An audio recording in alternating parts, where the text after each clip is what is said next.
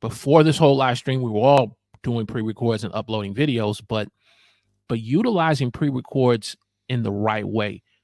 Take us through how you plan out your pre-records.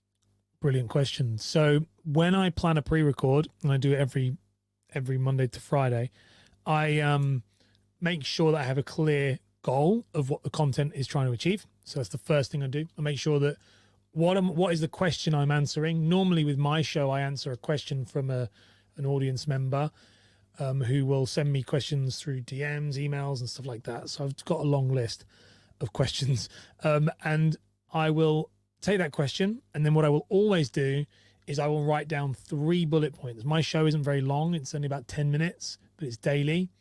And I will, and well, it depends. And I have an interview show too, but and we can talk about interview and solo.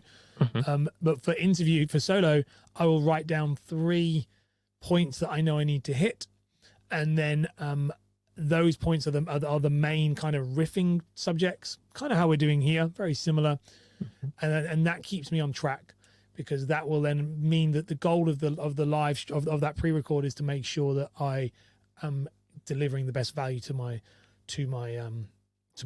listener. I will, and I'll make sure that I don't do more than 3, because I want to make sure it's concise, because I only have 10 minutes, so I've got to make sure that it all fits into that. So it's 1 topic, 3 bullet points of 3 subtopics, and I will never record before I've done that plan, because it will never work out well.